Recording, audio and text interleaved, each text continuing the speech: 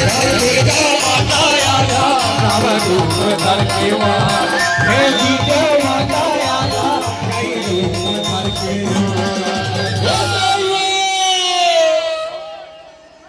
आई कि नहीं आई कि नहीं आई भैया पाछू आई कि नहीं आई माता जी आई ना तो कैसे आई पाछू हाथ उठा के दोनों हाथ उठा के चले आगे चले आगे चले आगे चले आगे चले आगे भाला के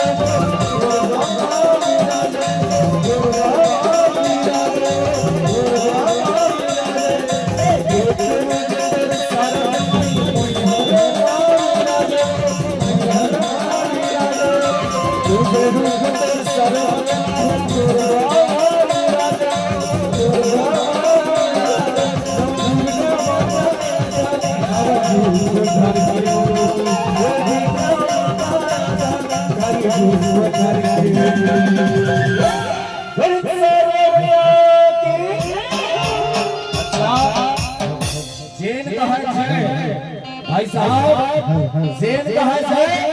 तो सबको ओखर जिंदगी के गठरी है और जेन कहा जाए तो खर जिंदगी के गठरी निपट गए कैसे तारा प्यार से बोलना है हमार कहानी बना दो आपको के ठेका चलाना हो जाए इस सरसैया की चलिए आगे चलिए आगे चलिए आगे चलिए आगे चलिए आगे चलिए आगे